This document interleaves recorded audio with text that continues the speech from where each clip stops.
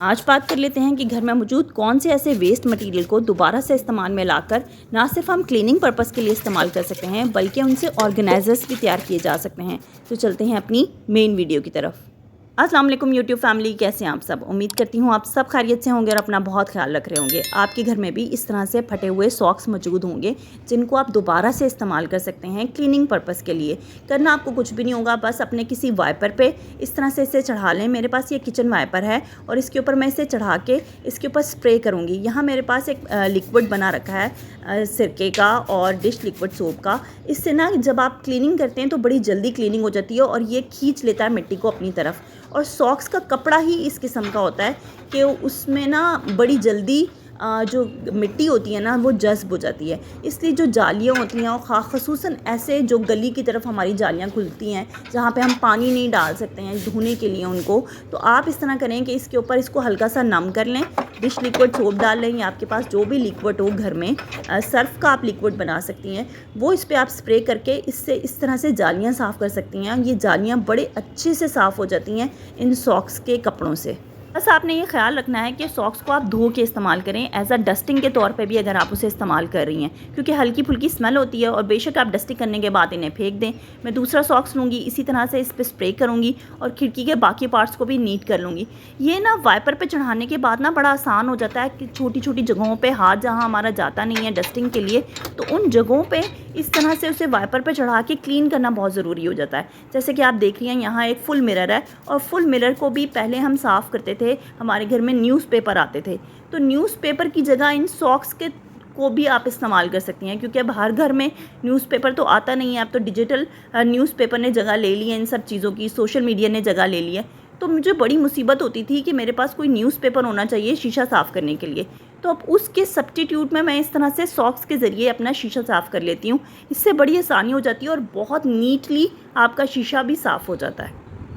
इसलिए जब आपको घर में न्यूज़पेपर या कोई ऐसा कागज़ ना मिले जिससे आपने शीशा साफ़ करना हो, तो आप इस तरह से पुराने सॉक्स का इस्तेमाल कर सकती हैं। अब जो ये फुल मिरर होती हैं ना, इनमें कोई हैंगिंग नहीं होती और हमारी जो इसकी ड्रेसिंग टेबल होती है ना, वो या तो हम साइड पे रख लेते हैं या हम चाहते हैं कि खाली एक हमारा फुल मिरर हो जिसमें हम अपने आप को फुली देख सकें कि हमने कैसे ड्रेसिंग की है। तो हमारे पास कभी कभी हेयर ब्रश देने के लिए हमें दोबारा से कबर्ड में जाना पड़ता है या हमें अपनी ड्रेसिंग टेबल के पास जाना पड़ता है वहाँ से हेयर ब्रश कलेक्ट करने के लिए। तो क्यों ना हम एक ऐसा गैजेट बनाएं जिससे हमारा जो हेयर ब्रश है वो अटैच हो जाए इस फुल मिरर के साथ। उसके लिए इस तरह से आपके पास टॉयलेट टिश्यू पेपर के ना अंदर से रोल बच जाता है, इस रोल को हम डिस्कार्ड कर देते हैं, लेकिन ये रोल बहुत फ़ायदेमंद होता है। बहुत सी जगहों पे हम इसे इस्तेमाल कर सकते हैं। आज इसका एक इस्तेमाल मैं आपको बताने लगी हूँ।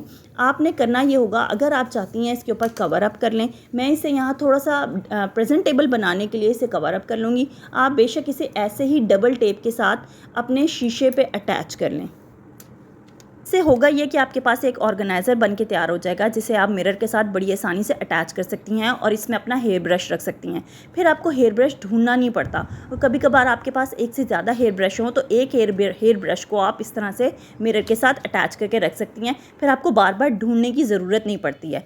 अब बात कर लेते हैं कि हमारे घर में जब हम केक परचेज़ करके लाते हैं तो उसकी इस तरह से प्लेट्स होती हैं, या हमारे घर कोई गेस्ट आता है केक लेके, तो हम इन प्लेट्स को सेव कर लेना चाहिए। ये प्लेट्स बड़ी जगह इस्तेमाल हो जाती हैं। एक तो ये कि जब हमारी शीशे की टेबल और अगर हमने उसके ऊपर कोई गर्म पतीली या कोई गर्म बॉल रखना हो तो शीशा क्रैक हो जाता है, या कभी कभी लकड़ी फूल जाती है, या हमने चूल्हे से फ़ौरन उतार के पतीली को जब स्लैब पे रखना हो तो हमारी कोशिश होती है कि हमारी स्लैब ख़राब ना हो तो हम किसी स्टैंड के ऊपर रखें अपनी पतीली को। तो इस तरह से ये एज अ स्टैंड के तौर पर बड़े अच्छे साबित होते हैं और एक ऑर्गेनाइज़र के तौर पर हम इसे इस्तेमाल कर सकते हैं।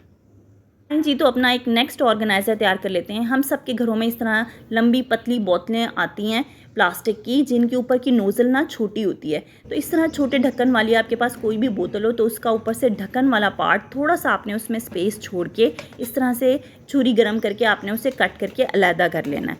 और आपने करना यह है कि आपके घर में जो बर्तन धोने वाला स्पंज होता है उसके साथ इसको अटैच करना है। अटैच कैसे करना होगा ये मैं आपको बताती हूँ। इस ऑर्गेनाइज़र को तैयार करने के लिए आपको एक नए स्पंज की ज़रूरत होगी, क्योंकि पुराने स्पंज पे ना ये चिपकेगा नहीं। आपने करना ये होगा कि इसके अंदर हल्का सा ना इस तरह से कट लगा के इसकी मेजरमेंट कर लेनी होगी पहले, कि देखें ये इसमें फ़िट आ रहा है या नहीं। मैंने कट लगा के इसको अंदर घुसा के फंसा के चेक कर लिया और अब मैं इस पर ग्लू गन लगा के इसे दोबारा से अच्छे से फ़िट कर लूँगी, फिर ये चिपक जाएगा। अब आप इसमें डिश लिक्विड सोप डालें और ऊपर से इसे कैप लगा दें। ये बड़ा ज़बरदस्त किस्म का एक ऑर्गेनाइज़र बन जाता है, क्योंकि हमें जब लगता है कि हमारा डिश लिक्विड सोप ज़्यादा इस्तेमाल हो रहा है या वो ज़्यादा कभी कभी पोर हो जाता है, तो इस तरह से अगर इसमें पोर हो भी जाए ना तो कोई आपको नुकसान नहीं होगा। आप इससे एक तो बड़ी हैंडी हो जाता है, आपका हाथ में बड़े अच्छे से एक गैजेट सा बन जाता है। दूसरा ये कि आप इसमें डिश लिक्विड सोप डाल के इस तरह से क्लीनिंग बड़े अच्छे तरीके से कर सकती हैं अपनी पतीलियों की, अपने बर्तनों की, ताकि उसमें से जो स्मेल है वो ख़त्म हो जाए और आपके बर्तन भी बहुत अच्छे से नीट हो जाएं। और जब आपको दोबारा से इसे रीफ़िल करना हो तो इस तरह इसका कैप ओपन करें और इसे दोबारा से रीफ़िल कर लें। अच्छा, अब जो मैं आपको टिप देने लगी हूँ ना, ये मेरी बड़ी पुरानी टिप है, यानी कि मैं इसको बड़े अरसे से इस्तेमाल कर रही हूँ। जब इस तरह से कोई बॉटल खाली हो जाती है ना तो मैं उसे ज़ाया नहीं करती।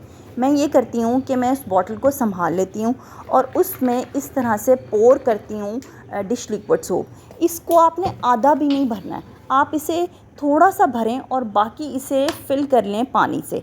इससे होगा ये कि जो आपका एक ना डिश लिक्विड सोप तैयार हो जाएगा, क्योंकि हमारा जो डिश लिक्विड सोप की अगर आप पूरी बोतल अपने स्लैब पे रख देना तो वो आपसे भी ज़्यादा इस्तेमाल होता है और आपकी मीट से भी ज़्यादा इस्तेमाल होता है। और हम एक दूसरे से शिकवा शिकायत करें, इससे बेहतर ये होता है कि आप पुरानी बोतल को संभाल के रखें, उसमें थोड़ा सा डिश लिक्विड डालें और बाकी उसमें पानी फिल करके उसे अपनी स्लैब पे रख लें। इस तरह से आप इस्तेमाल करते हैं अपना डिश लिक्विड सोप, तो ये जो डिश लिक्विड सोप है ना, ये कम से कम आपका 2-3 महीने निकाल जाता है बड़े आराम से। लेकिन अगर आप पूरी नई बॉटल स्लैब पे रखेंगे ना तो वो महीने 1.5 महीने में ख़त्म हो जाती है। तो ये मेरा एक बड़ा पुराना तरीका है जो मैं आज आपके साथ शेयर कर रही हूँ। आएँ जी, तो अपना नया ऑर्गेनाइज़र बना लेते हैं। जब हम बच्चों की स्टेशनरी परचेज़ करके लाते हैं ना तो उसमें एक होता है ज्योमेट्री बॉक्स। ज्योमेट्री बॉक्स जिसके अंदर उन्होंने रखा होता है ना, यानी कि जो उसका कवर होता है, वो चीज़ें भी बड़ी यूज़फुल होती हैं। आप इससे ऑर्गेनाइज़र तैयार कर सकते हैं, यानी अपना ज्वेलरी ऑर्गेनाइज़र तैयार कर सकते हैं, जो ना सिर्फ आप अपने घर में इस्तेमाल कर सकते हैं, लेकिन अगर आपने किसी ट्रैवलिंग पर्पस में कहीं जाना हो तो वहाँ पे भी आप इसे इस्तेमाल कर सकते हैं। कुछ भी नहीं करना आपने, बस इस फोम पे हल्के हल्के टक्स लगा लेने हैं इस तरह से। अगर आपके पास कैंची, छुरी या इस तरह का कोई कटर है तो आप उससे जितने भी आपको रिक्वायर्ड हो उस तरह से कट लगा लें। कट लगाएं और उसमें अपनी ज्वेलरी सेट कर लें। आपको जितनी रिंग सेट करनी है, कहीं ट्रैवलिंग पे लेके जाना है, जो जो सामान आप उसमें इसमें पुट करें और अपनी ट्रैवलिंग में अपने बैग में रख लें। या अगर आपने घर में अपनी कैबिनेट में रखना है, क्योंकि हमारी जो आर्टिफिशियल ज्वेलरी होती है वो कभी कभार ब्लैक होने का ख़दशा होता है, तो इस तरह से आप उसे कवर कर सकती हैं और अपनी कैबिनेट में रख सकती हैं ताकि उसे हवा ना लगे। आप दोबारा से इसके ऊपर उसका जो गत्ता है वो लगाएं, फिट करें और इसे अपनी कैबिनेट में रख लें। मैं उम्मीद करती हूँ मेरी वीडियो से आपको कुछ ना कुछ सीखने को ज़रूर मिला होगा। अगर कुछ भी सीखने को मिला हो तो प्लीज़ मेरी वीडियो को लाइक कीजिएगा, चैनल को सब्सक्राइब कीजिएगा और ये वीडियो आगे भी शेयर कीजिएगा। और मुझे कमेंट करके ज़रूर बताइएगा कि इन तमाम रीयूज़ हैक्स में से आपको सबसे अच्छा हैक कौन सा लगा। अब मुझे दीजिए इजाज़त, इंशाल्लाह आपसे नेक्स्ट वीडियो में मुलाकात होती है। अपना बहुत ख्याल रखिएगा। Take care. अल्लाह हाफ़िज़।